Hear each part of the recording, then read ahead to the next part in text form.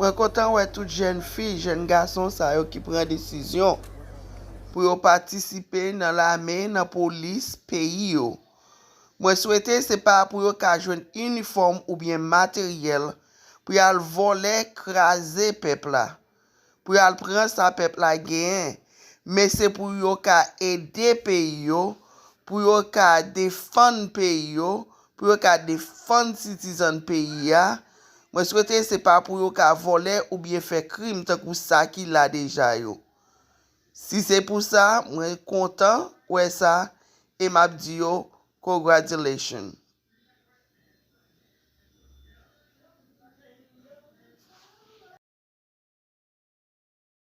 Date,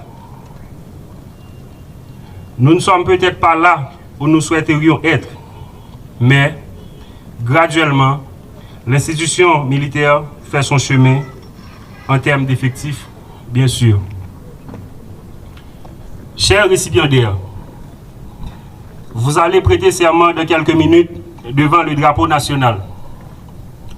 Laissez-moi vous dire que être militaire haïtien veut dire pour nous autres suivre la devise du drapeau, l'union fait la force. C'est à partir de cette devise que vous allez comprendre l'importance de la notion esprit de corps. Vous allez pouvoir capable de tenir fidèlement vos engagements vis-à-vis de l'institution militaire, de vos supérieurs hiérarchiques, vis-à-vis de votre pays et de chaque Haïtien. Vous devez agir toujours de manière confidentielle et professionnelle quand le devoir s'impose. Adoptez toujours une attitude disciplinaire et une tenue irréprochable dans l'accomplissement de vos fonctions. À chaque fois que vous allez rappeler à quelqu'un que vous êtes militaire, songez à vous rappeler bien avant que vous êtes l'exemple même de la discipline. Car un militaire sans discipline n'est rien, absolument rien. Le constat est clair. Depuis la démobilisation en 1994 des forces armées d'Haïti, les frontières terrestres, maritimes et aériennes semblent disparaître pour laisser le pays ouvert à toutes les influences néfastes des mœurs délétères venues de part et comme un bateau en péril. Haïti est devenu le théâtre du banditisme et de la criminalité de toutes sortes. Père fondateur de la nation eut à dire que m'importe le jugement de la postérité, pourvu que je sauve mon pays. Ceci est pour vous dire que contrairement à tant d'autres,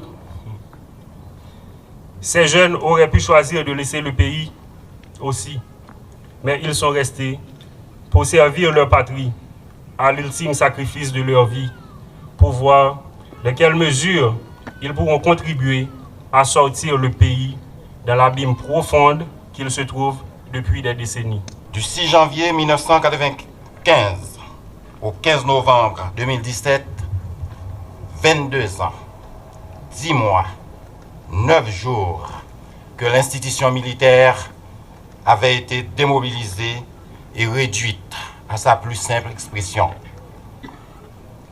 se référant aux constitutions de 1987 et 1987 amendées. Cependant, au cours de ce long périple, l'enjeu de la sécurité, de la défense nationale a été au cœur du débat des pouvoirs exécutifs successifs aux fins d'engager des discussions, de produire des réflexions et de proposer les solutions susceptibles de replacer la République d'Haïti dans son contexte historique.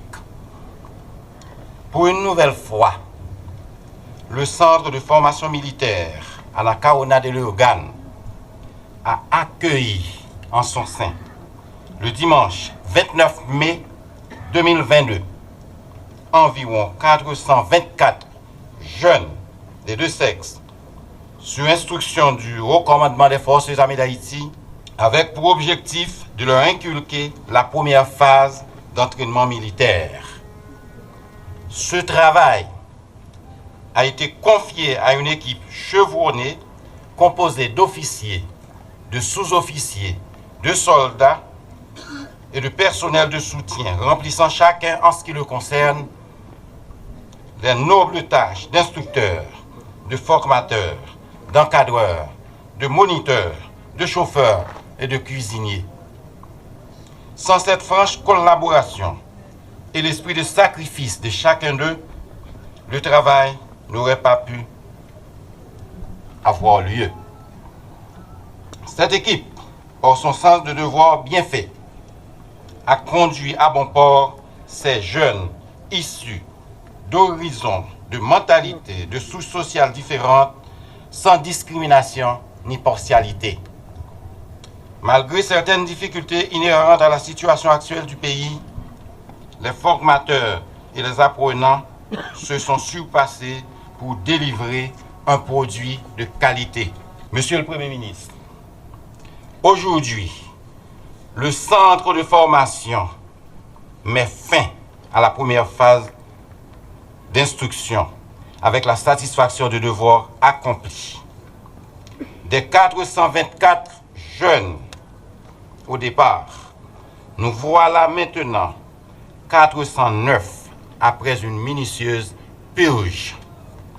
Ces jeunes, à l'allure martiale, figés dans leur uniforme militaire, comme vous les voyez là, fiers dans un garde à vous impeccable, attendant de recevoir leur brevet de gardien de la nation. Répétons à haute et intelligible voix, ces jeunes, disciplinés, pétris, aguerris, n'ont pas choisi la vie facile en s'organisant en bandes et en gangs armés, semant la terreur, le deuil et la désolation au sein de la population sans défense. Ils vont constituer de préférence des agents de l'ordre, d'hommes et de femmes intègres, dignes de leur nom.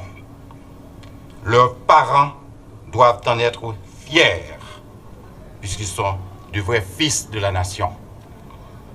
Avec cette nouvelle pépinière de soldats, l'institution militaire aura un effectif plus ou moins raisonnable, pouvant lui permettre de répondre aux exigences du moment.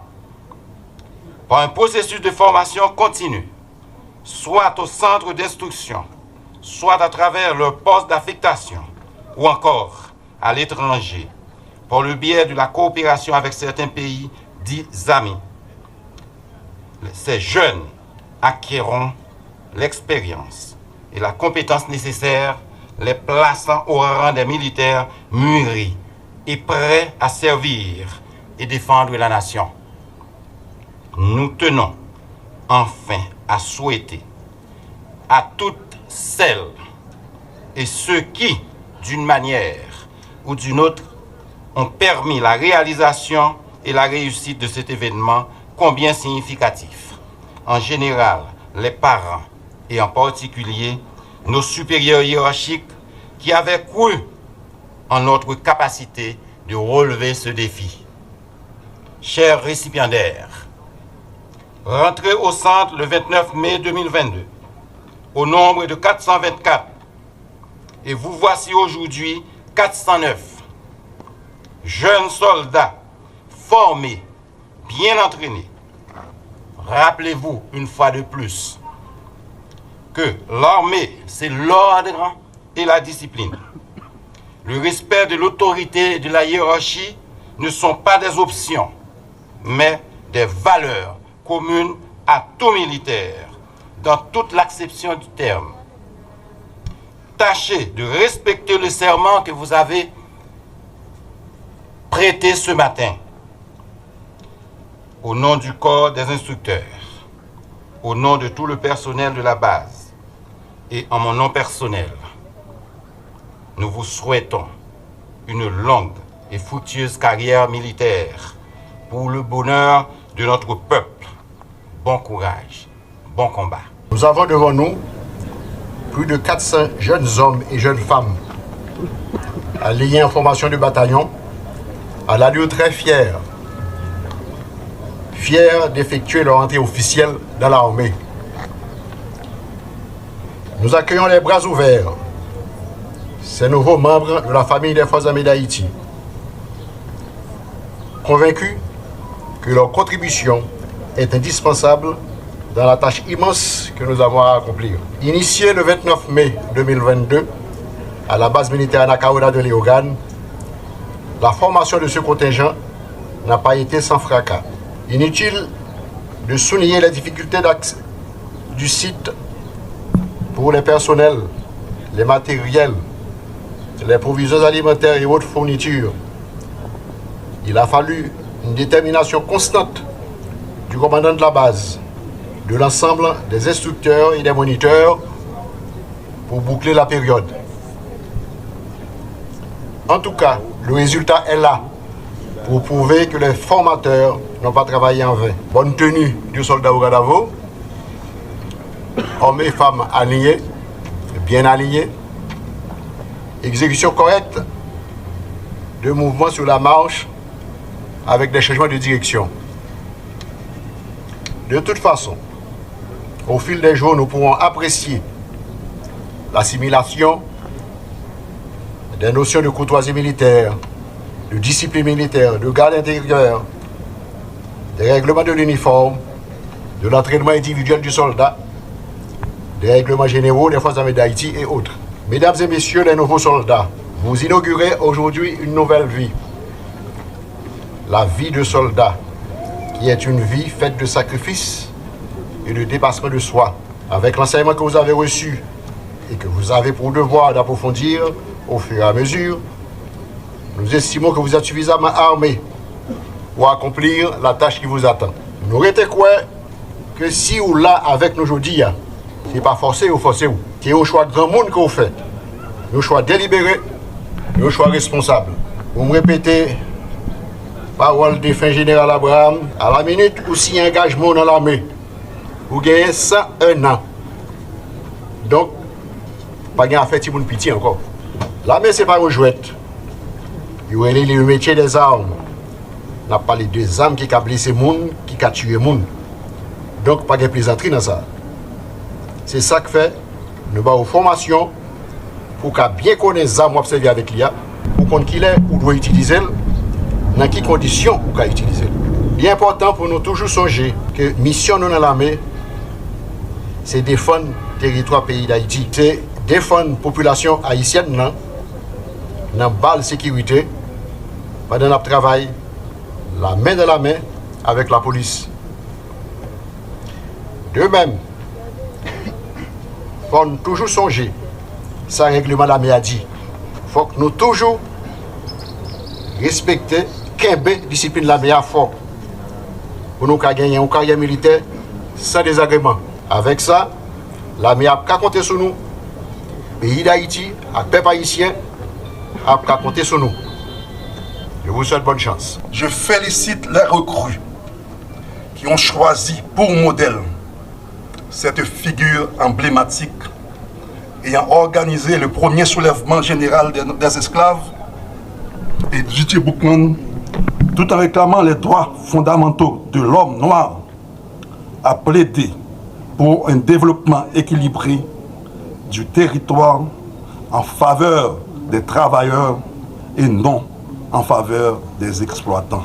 J.T. Boukman, plus connu sous le nom de Boukman, fut le précurseur de l'armée indigène.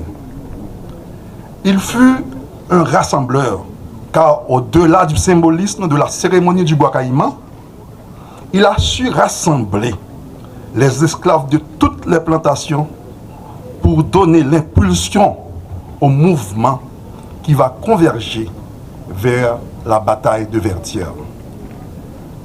C'est cette même armée indigène que Jean-Jacques Dessalines a su fédérer pour mener à l'indépendance le 1er janvier 1804 et en même temps à la création de l'armée d'Haïti dont vous êtes aujourd'hui à la fois les dignes héritières, héritiers et porte-flambeaux.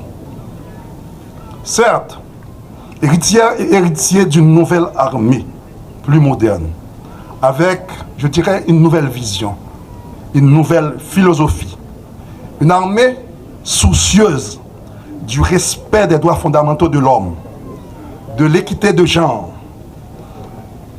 axée sur la défense aussi civile, la protection de l'environnement et apte également à intervenir en cas de catastrophe naturelle selon les prescrits du livre blanc. En effet, le livre blanc sur la sécurité et la défense nationale pour le développement économique et durable d'Haïti donne aux forces armées la mission de contribuer notamment au développement durable du pays. L'armée sera appelée à conduire des projets pilotes dans divers domaines et à vulgariser les résultats. Dans cette perspective, le ministère de la Défense démontre sa ferme volonté à poursuivre avec détermination la modernisation et la professionnalisation des forces armées d'Haïti. Le décret du 26 octobre 2015 portant organisation et fonctionnement du ministère de la Défense donne à cette entité les provisions nécessaires pour déterminer les grandes lignes de la politique de défense du territoire national. Depuis la remobilisation des forces armées d'Haïti, le ministère de la Défense entreprend des initiatives en vue de renforcer les structures de l'armée afin de la rendre plus efficace. En ces temps de crise sécuritaire aiguë, Haïti a plus que jamais besoin de son armée comme composante de la force publique de sécurité pour relever les immenses défis de sécurité auxquels le pays est confronté. Chaque fois que j'ai l'occasion de prendre la parole face à des compatriotes qui ont décidé de servir notre pays et la communauté nationale en faisant le choix des armes, le choix de risquer leur vie pour défendre la nôtre, le choix d'affronter les dangers de toutes sortes pour s'assurer que la population puisse vivre et dormir tranquille sans avoir à craindre pour sa sécurité, je me dis qu'il y a de l'espoir pour notre pays. Celles et ceux qui vont être gradués aujourd'hui et qui sont devenus des soldats de notre armée auraient pu devenir médecins, avocats, ingénieurs, artistes, informaticiens et que sais-je encore. Nous devons tous les féliciter et leur exprimer notre admiration pour leur choix de rejoindre les rangs de l'armée nationale. Soit dit-il en passant qu'une armée moderne doit compter en son sein à côté des troupes combattantes des médecins, des avocats, des ingénieurs, des musiciens, des informaticiens et bien d'autres professionnels. Cette cérémonie doit être pour nous une occasion d'engager un débat national sérieux, sans complaisance, sur le devenir des forces armées d'Haïti, sa mission, sa doctrine, ses règles d'engagement, sa taille, son financement, la part de notre budget à lui consacrer. Nous ne pouvons pas faire l'économie d'une telle réflexion, parce qu'il est essentiel que la nation tout entière fasse confiance à son armée et lui apporte son soutien sans faille. Hier, nous avons réussi à annoncer la signature d'un compromis national pour une transition inclusive et des élections transparentes, auxquelles ont adhéré des organisations de la société civile, des partis politiques et du secteur privé des affaires. Justement, l'une des attributions des structures mises en place sera de travailler sur un toilettage de notre Constitution. Et parmi les questions centrales à traiter, il y aura la définition et la répartition des tâches que nous voulons confier à nos forces de sécurité dans leurs composantes policières et militaires. Il est regrettable que nous n'ayons pas pris le temps de réfléchir ensemble et de construire un large consensus sur un sujet de cette importance avant de décider la dissolution pure et simple de nos forces armées. Les dérives de nos militaires au cours de notre histoire, les coups d'État à répétition et leur instrumentalisation par les divers régimes dictatoriaux avaient certes créé une méfiance et même une aversion de la part de la population, trop souvent victime pouvant expliquer la décision radicale de démanteler notre armée. Les conséquences, nous les vivons au quotidien aujourd'hui. Les actions des grandes armées dépassent les cadres du grand banditisme et s'apparentent de plus en plus à des actes de guerre contre les citoyens, contre les entreprises, contre l'économie nationale. Pour y répondre, il nous faut soit militariser davantage la police, comme cela fait de plus en plus dans divers pays, soit avoir un corps militaire formé, entraîné et équipé avec des moyens modernes qui soient en mesure de venir, selon des règles préalablement bien définies, aider la police nationale d'Haïti en tant que de besoin. Au mois d'octobre de cette année, le gouvernement, après de mûres réflexions face à l'ampleur du phénomène des gangs armés, a pris la difficile décision de solliciter une assistance internationale pour aider la PNH à reprendre le contrôle du territoire et à y faire régner la loi. Nous devons, en tant que peuple, transformer nos problèmes de sécurité actuels en une opportunité pour trouver ensemble les formules appropriées et unanimement acceptées. C'est dans cette condition que nous éviterons d'avoir à demander tous les 10 ans l'aide des pays amis pour résoudre nos problèmes de sécurité et de gouvernance. Soldats de la nouvelle armée nationale, je m'adresse à vous en particulier. Vous rappelez ce qu'on vous a certainement déjà inculqué au cours de votre formation. Vous intégrez les forces armées à un moment de notre histoire où le peuple haïtien a choisi de tourner le dos définitivement à la dictature et à embrasser la démocratie. Vous l'avez compris, l'armée écrasée Zoa, pas à la mode encore. Époque, côté politicien, dès qu'on utilisait l'armée pour terroriser le peuple là, bagay ça fifi et nini. Pas de place dans la nouvelle Haïti, nouvelle Haïti nouvelle, pour les gens qui ne pas comprendre ça. L'armée est un corps hiérarchisé, dans lequel la discipline, le respect de l'autorité, le sens du devoir et du service, la solidarité entre frères d'armes sont des règles fondamentales. L'obéissance au pouvoir civil auquel le peuple haïtien aura choisi librement de confier la direction des affaires du pays dans le cadre d'élections libres et transparentes est une règle essentielle pour le bon fonctionnement et la pérennité de la démocratie que nous voulons construire. En intégrant l'armée, vous prenez l'engagement de respecter et de défendre notre pays, ses citoyens, sa constitution et ses lois. La nation compte sur vous pour rester fidèle à ses engagements tout au long de votre carrière et à ne vous en détourner sous aucun prétexte. En tant que militaire, vous êtes des citoyens et vous pouvez avoir une sensibilité politique. Mais, dans l'exercice de vos fonctions, vous devez rester à l'écart des luttes politiques partisanes.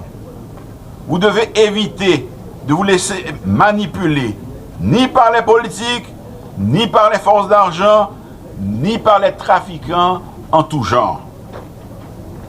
Les tentations ne manqueront pas, mais vous devez apprendre à y résister. Vous allez commencer votre carrière dans une période troublée et difficile, où la menace pour la sécurité nationale ne vient pas d'ennemis extérieurs, mais de groupes armés à l'intérieur du pays. Il incombe, aux forces de police d'assurer la sécurité des vies et des biens. Mais il peut arriver, et il arrivera certainement, que vous soyez mis à contribution pour appuyer la PNH dans certaines opérations. Jusqu'ici, l'armée a pu apporter son expertise et ses moyens d'intervention aux diverses opérations de la PNH et la nation leur en est reconnaissante. Ce sera à vous, par votre comportement, de faire en sorte que nos compatriotes fassent à nouveau confiance à l'armée et soient fiers d'elle. Vous aurez aussi à les servir dans les catastrophes naturelles, cyclones, inondations, tremblements de terre en participant activement aux opérations de secours et de livraison d'aide d'urgence. Pour féliciter le haut état-major sur la participation du corps des génies dans la réhabilitation du tronçon de route compris entre le carrefour Cazaux et Bon Repos. Dès que nous aurons restauré l'environnement sécuritaire indispensable à un retour au fonctionnement normal de nos institutions démocratiques, la demande sera grande pour une armée offrant davantage de services dans divers domaines à la population. L'état-major devra vous préparer à y répondre à la satisfaction de nos compatriotes. Je constate avec plaisir que cette promotion compte des femmes. 92 femmes sur un effectif de 409 hommes, soit 23%. Ceci constitue un pas dans la bonne direction. Les forces armées d'Haïti font mieux dans ce domaine que plusieurs autres administrations, mais c'est toujours insuffisant. Au XXIe siècle, les femmes qui le souhaitent doivent avoir leur place dans les différentes unités de notre armée, y compris dans les unités combattantes. Je ne demande pas à l'état-major d'aller immédiatement vers la parité, mais je crois que nous pouvons faire un peu plus de place à nos sœurs et atteindre les 33%. Compte tenu de la précarité de nos ressources budgétaires et de l'énormité des besoins et des attentes de la population, les moyens mis à la disposition de l'armée restent encore très limités. À l'avenir, les gouvernements successifs devront, eux aussi, à se pencher sur ce problème et à chercher les moyens, tant au niveau national que dans le cadre de la coopération internationale en matière de sécurité, en vue de mettre l'armée en situation d'accomplir ses missions. Je saisis cette occasion pour exprimer notre gratitude aux pays amis qui nous apportent leur soutien dans la formation et le perfectionnement de nos recrues.